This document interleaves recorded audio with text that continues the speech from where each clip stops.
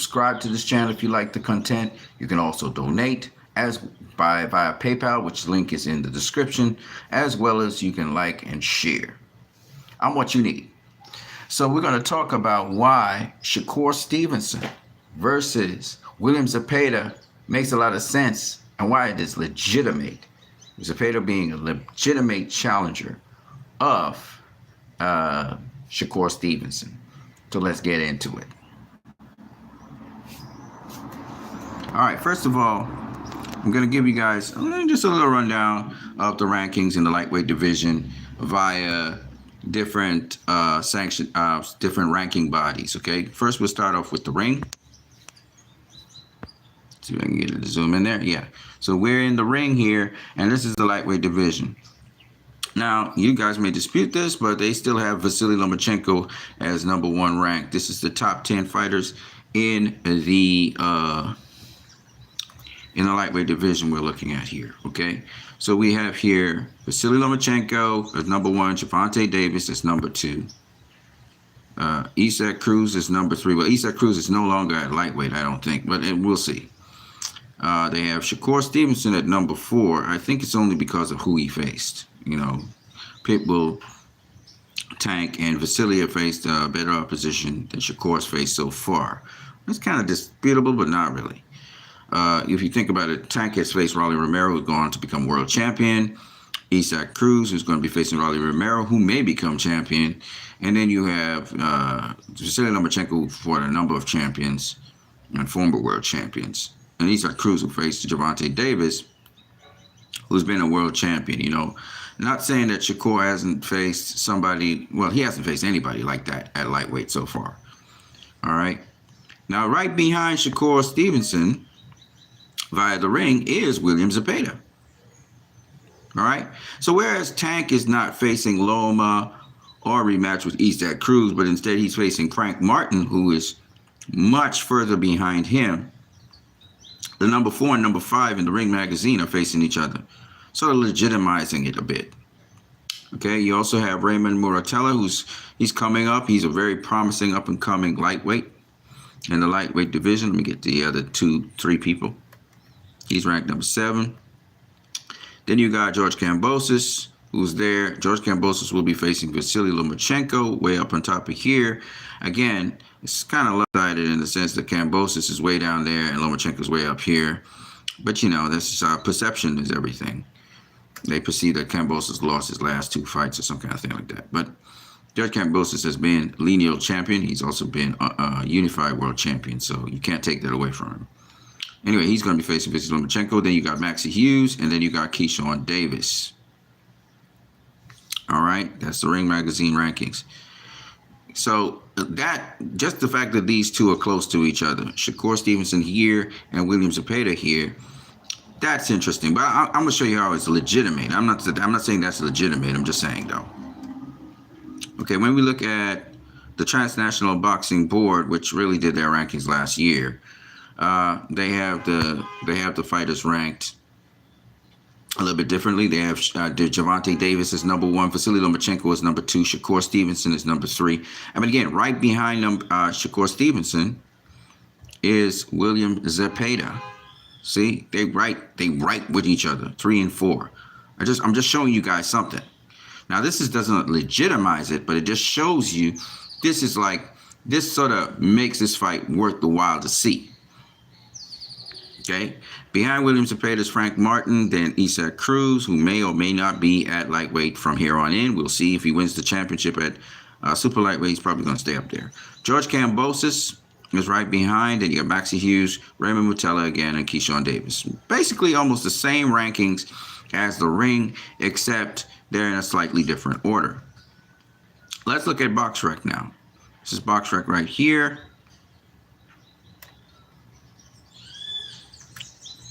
Okay, BoxRec. And again, we have here Gervonta Tank Davis ranked at #1. We have Shakur Stevenson ranked at #2. Then we have Vasily Lomachenko ranked at #3. They have a different point system, how they do their things. There's Frank Martin. There's Shuichiro Yoshihiro, who I think Shakur beat really badly. And then there's William Zepeda way down here. Now, this is probably the only ranking system, and again, it goes by some kind of mechanical point system. So I don't really take it too seriously, this rankings, but nonetheless, for the first time, William Zepeda is kind of far away from Shakur Stevenson, right? Shakur Stevenson's at number 2. Zepeda's at number 6. So this kind of doesn't necessarily make our case. Frank Martin being closer to Gervonta Davis with their ranking system, however they rank their stuff. You have Zara Abdullah, who was a guy that Devin Haney beat up. And you got Keyshawn Davis, Raymond Muratella, and George Kambosos. So the new inclusion is Zora Abdullah. Okay. I think Maxie Hughes was in the top 10. He was a top 10 fighter, which is why, let me get this thing to zoom in properly. There you go. That's why, what's his name? William Zepeda beating him was sort of legitimate. I'm not saying Maxie Hughes is the greatest fighter of all time. I'm not saying that at all. But people assume that Maxie Hughes gave George Kambosos some problems. I didn't see George Kambosos. Oh, yes, he's he's the 10th of the top 10. Okay, I got one more for you guys. I got several. Now, we're going to go to the legitimate boxing bodies, the WBC. And I want to show you guys something because this is really important for you guys to see. If I can get it to zoom in here. My camera's really playing up its ass. Okay, there you go. Now, if you look at the WBC here, Shakur Stevenson is currently the WBC champion. All right? He's currently the WBC champion. Which is kind of cool. And check this out. This is what legitimizes it. The number one contender for Shakur Stevenson's WBC title is William Zepeda. Isn't that kind of cool? So literally, this is what legitimizes it. The actual contender, a legitimate contender, William Zepeda is the legitimate contender for Shakur Stevenson's WBC title, which means it's not Shakur's giving him a favor. Shakur has to face William Zepeda because William Zepeda is his mandatory. Or will become his mandatory. I don't know if he's his mandatory right now, but he is the guy at the spot. He's put himself in the position to call out Shakur Stevenson. So when he called out Shakur Stevenson, it was because he was in the position to call out Shakur Stevenson. He legitimately earned that shot to face Shakur Stevenson, which is why it makes him a legitimate contender and therefore legitimizes Shakur Stevenson facing him. Because in the WBC rankings, which is the most important point, Shakur Stevenson is the champion and the number one contender right now. He may not be the mandatory, but he will be if he's the number one contender for Shakur Stevenson's WBC title. That's what he's done. He's put himself in that position, which is why this fight, not only is it a good fight for Shakur, but it's also a good fight for William Zepeda, and it puts him in position for his first title contention. Now, below him is Raymond Muratella. Raymond Muratella is, now William Zepeda is a pressure fighter who uses some boxing skills, stays behind his jab, stays technically correct. He does get hit, but he's still solid, and he's a big, strong lightweight. Raymond Muratella has more wrinkles. He can fight off the back foot. He can fight off the front foot. He can counterpunch, and he can kind of thread the needle in between spaces. He has also a good jab, and he's not a southpaw, though. William Zepeda is a southpaw, like Shakur is. And Raymond Zepeda has fought now, I think, 2 southpaws in a row, the most recent being Maxie Hughes, who's also a southpaw. So William Zepeda brings that to the table. But Raymond Muratella, he is an orthodox fighter, but Raymond Muratella is a very solid, competent, all-around really good, technically sound fighter. Okay, more technically sound than William Zepeda. Raymond Muratella doesn't get hit like that, even though he's big and he's strong and he's tough. He's more of a boxer, pressure fighter than he is a pressure fighter. William Zepeda brings that Mexican style. He brings that pressure, has that chin, has that body, can take a punch and still can dish out a punch. But mind you, William Zepeda also is well schooled in that he does have good defense as well. Now, I saw him against Jojo Diaz, and I'll be honest with you, William Zepeda versus Jojo Diaz was handling the story. I thought Jojo Diaz actually placed the better shots, the more powerful shots, but he lost the fight. It is what it is. William Zepeda is Golden Boy's future. But, again, this is a legitimate opponent for Shakur Stevenson because, according to the WBC rankings, he earned his shot. There are no favors. It's not about Shakur picking him. He has earned his shot and his position at facing Shakur Stevenson. So let me just look at the other rankings here and the other fighters in the WBC. So Keyshawn Davis has actually skyrocketed up to number 3. So it is possible. I'm not saying it's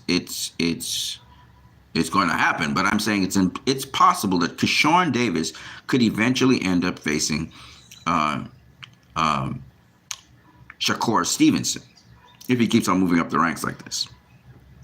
What would be interesting is to see if Keyshawn Davis will face Raymond Muratella, because like I showed you in the ring and like I showed you in the Transnational Boxing Board, Shakur and William Zepeda have been like 4-5 and 3-4. They've been one very close to each other.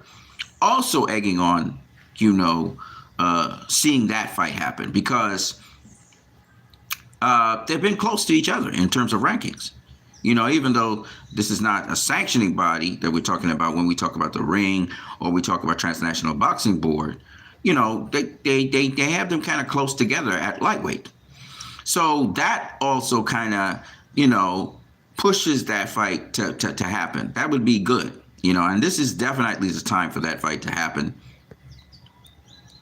So you got Keyshawn Davis, who's ranked number 3 in the WBC. So if he, say, faces Raymond Muratella and Shakur faces William Zepeda, and let's say Shakur beats William Zepeda, and let's say Keyshawn Davis beats Raymond Muratella, we could be looking at Keyshawn Davis versus Shakur Stevenson. That would be a hell of a fight. That would be a hell of a fight. Because first of all, Raymond Muratella is no walkover. So imagine Keyshawn Davis versus Raymond Muratella. That's a good test for him. And William Zepeda versus Shakur Stevenson. And the winners face each other. That would be dope. I'm not saying that would happen, but that would be dope. Okay? I'm just saying. Then you got Frank Martin at number 4. You got Edwin De Los Santos at number 5. Edwin, by the way, did really tremendously well against Shakur Stevenson, bearing in mind Edwin had never gone past 8 rounds.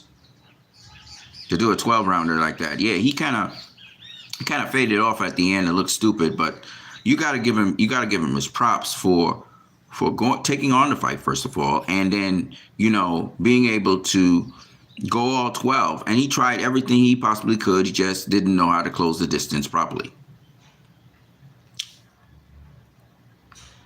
You got Maxie Hughes at number 6. I don't know if he drops down because of the loss. You got Baranchenko is still there, and you got Abdulev. I don't know why he's still there, but he's there. You got Artem Haratunian, who was supposed to, I believe, face, I can't remember who it was. I don't know if it was Devin Haney or if it was Tank, but he never got the opportunity. He's still there in the top 10. You got Pablo, whatever his name is here. I can't tell you what that is.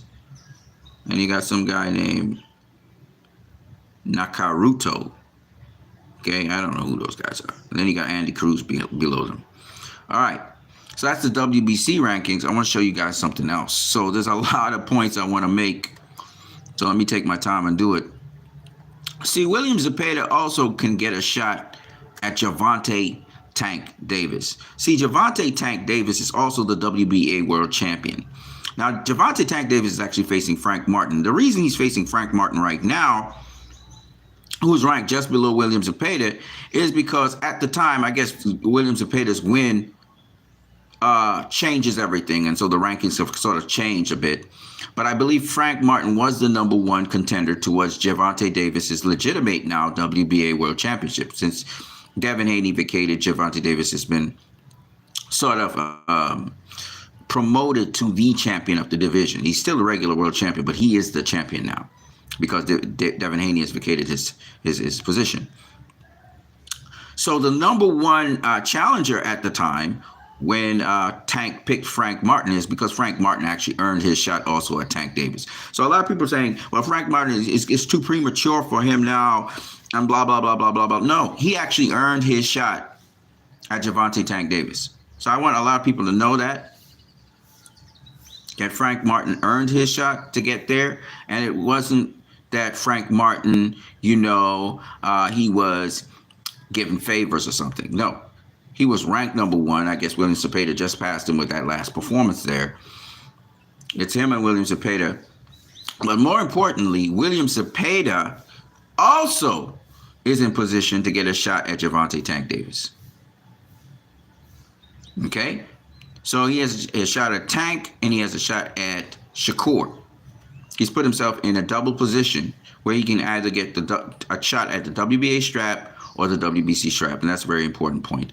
Edwin De Los Santos is not too far behind, and believe it or not, Floyd Schofield, by winning that interim title, he's also put himself in a position to face Gervonta Tank Davis if those other people turn him down. Okay, Maxie Hughes is in the mix as well, even after that loss. You got Jose Valenzuela, who's up in there. You remember he called out Tank as well. It was because he beat, I believe he beat, what's his name? Lil B-Hop. I forgot what his name. Showtime, I think they call him as well. He beat him, stopping him, and he's also making a claim to call out Tank. Okay? So I thought I'd put that in there. I see Zor Abdulev, the guy that Devin Haney beat, he's still in the top 10, which is interesting. Andy Cruz is down here.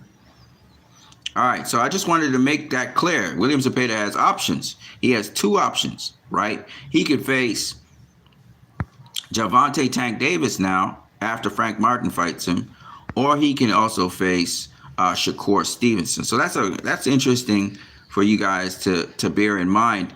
Then we have the IBF. Now,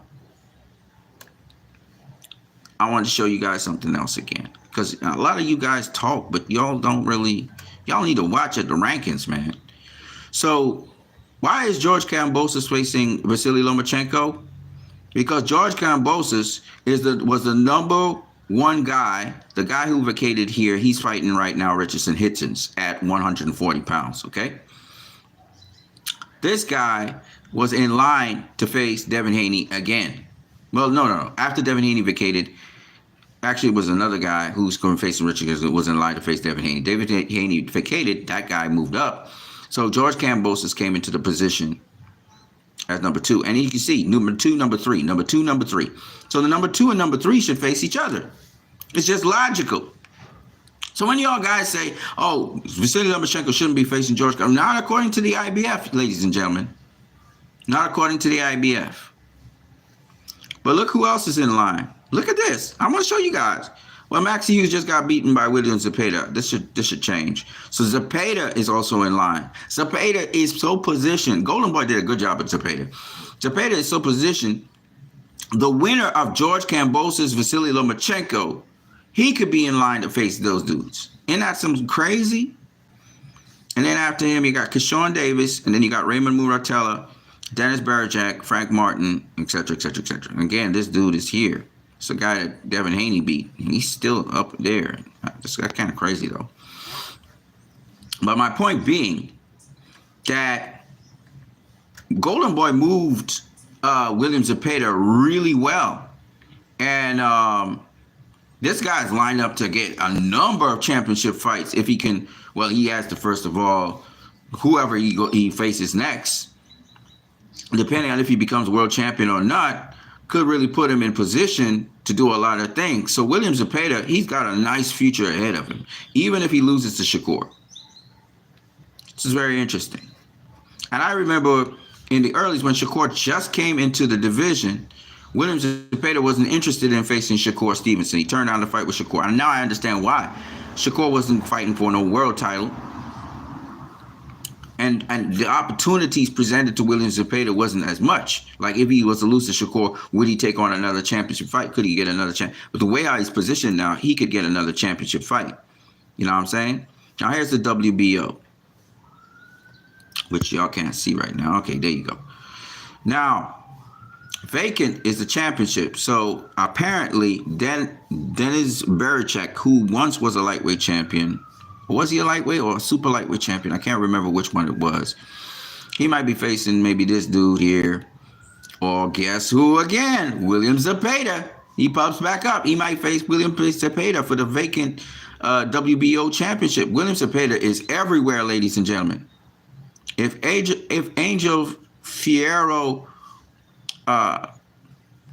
doesn't take a shot at Denis Berichek for the WBO championship, guess who's in line after him? William Zepeda, ladies and gentlemen. And let's say one of them comes out and beats each other and wins and becomes world champion. William Zepeda is next in line. So William Zepeda is really lined up, along with Frank Martin, along with Raymond Muratella and Keyshawn Davis. Them guys is getting they're getting lined up to get their shots at multiple sanctioning bodies for a world title. You understand what I'm saying? And that's something. And I thought I would say this to you guys because a lot of y'all don't be really paying attention to, boxing like that. So what you need in the building, as usual, trying to break some knowledge to people because a lot of people don't understand shit about boxing. It's just interesting that William Zepeda, and I know some people come on my channel spying on me just to get information. Don't forget to smash the like button, people. But having said that, you can see legitimately William Zepeda is a legitimate #1 contender to Shakur Stevenson's title. But he's not only the legitimate contender to Shakur Stevenson's title, he's also got a legitimate case at this present moment for Tank. He is the legitimate contender to Tank's WBA title as well. Now Tank is facing Frank Martin, so that's not the case right now. He already has somebody in front of him. Frank Martin was ahead of William Zepeda, but let's say that Tank beats Frank Martin and somehow William Zepeda beats Shakur Stevenson. William Zepeda would then have the opportunity to face Tank Davis, and that would be a fun fight, exciting fight, big fight. So this is what we talk about when the risk is worth the reward. Golden Boy moved William Zepeda so well that he has multiple opportunities at world championships, providing he wins, of course. And even when he becomes world champion now, he may have his pick of who he wants to face. Like, let's say he beats Shakur Stevenson. I'm not saying he will, but I'm just saying, let's say he beats Shakur Stevenson. Shakur will win that rematch, right? So he can have another fight with Shakur Stevenson. You know what I mean? Now, people are comparing William Zepeda's style to something like Julio Cesar Chavez. I don't think he's like Julio Cesar Chavez because Julio Cesar Chavez used to fight a lot tighter. I was more of an inside fighter than William Zepeda is. William Zepeda is more long, and he kind of loops the shots a lot. He somewhat shortens up the shots, but mostly he kind of fights from mid-range and outside. And he loops a lot of shots, so he has big looping shots. Now, me personally, I think William Zepeda's style is just perfectly fit for Shakur Stevenson to showcase his real boxing skills, his defense, his offense even, his pressure fighting, his in-fighting, because Shakur is an excellent in-fighter, I've realized. And just a lot of beautiful skill that Shakur has, because Shakur shows a lot of straight shots. It will even display some of his toughness. Because William Zepeda doesn't really have one punch hitter quitter power. And Shakur is really good at fighting on the inside, if y'all don't know. So it would really make for a really fun fight. And the fact that William Zepeda is not the most elite defensive fighter out there really will allow Shakur to pick his spots, really target William Zepeda very well, and fighting in the pocket, and when he's ready, maybe even separate himself and fight from outside a bit. Make William Zepeda come to him and do things like what he did to Oscar Valdez, outclass him and just drop him and stuff like that. So Shakur could look really, really good against a fighter like William Zepeda, who is offensively minded, pressure minded, Keeps his defense relatively tight, but it's relatively strong. It's a big lightweight we're talking about here. That would be a good fight for Shakur. People think Shakur would be tested. He would be tested to some degree, I guess. We'll see. But what I think would happen is Shakur would display how tough he is. Would display, and when I say tough, I don't mean in terms of his defense will be there so you get caught on the chin or get caught on the body. No, I mean like it will show how he's not going to take a step back. He's going to be kind of walking to him and kind of in the middle of the action. That's what I mean by tough. He's going to keep his defense tight. I know Shakur can take a punch. I just think he prefers not to be touched at all. But I know he's strong enough to take a punch and so on. So you're going to see a different kind of Shakur versus the Shakur you saw against Edwin De Los Santos. The reason being the speed. Shakur is much quicker than William Zepeda, can see a lot of the shots coming. Whereas with Edwin De Los Santos, it's hard to see his shots because he's so quick. He's quick-footed. He's quick-handed. So that's why Shakur had to maintain a certain distance to be able to see what Edwin De Los Santos was doing and when he was coming at him. Now, Shakur could have fought more in the pocket against Edwin De Los Santos and counterpunched him, and he was actually a superior inside fighter to Edwin De Los Santos than Edwin De Los Santos is. Edwin De Los Santos is not an inside fighter. He's more of an outside fighter, mid-range fighter. Shakur could have dominated him that way, but he chose to stay away from his power as much as possible, and he kind of moved excessively in the ring for sure. Kind of created a negative fight. But it is what it is. But I believe with William Zepeda being a slower fighter, not as quick twitch and all of that, that Shakur will close the distance and rough him up on the inside. Probably be the superior fighter on the inside, which would be fun to see. So I think this is a great fight for Shakur. I think this is a necessary fight for Shakur to change his image again and let people see how brutal a boxer he is. Because Shakur is not going to knock you out with one punch. He's not going to do that. He's not even going to knock you down necessarily with one punch, even though he did it against Oscar Valdez, check hooking him as he was coming in. But he is a fighter that will beat the crap out of you. And he'll beat you up so bad that it was better you just got knocked out by him. Okay, that's the thing with Shakur. So, and Shakur is nasty with it. So, if I like Shakur and this fight. Now, but as I said before, even if William Zepeda was to get beaten by Shakur and he put on a spirited performance and he was big and strong, and let's say he makes it to the final bell, and let's say, Shakur looks good with this fight, but Zepeda learns a lot, gains, he would have other opportunities in other divisions. Now, of course, a loss like that could set him back in the rankings a little bit. But I could see him coming back with another fight, maybe with Raymond Muratalla or some other Mexican fighter that we just mentioned in the top 10. And he comes right back and he bounces right back and he gets another title shot.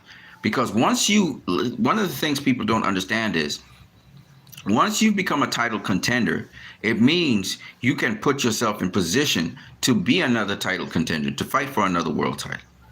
That's the key thing here. Because once you've gotten to that point, now you are above, you've faced competition above. Like, for example, it's not going to hurt William Zepeda's career that he faced Shakur Stevenson. Just won't.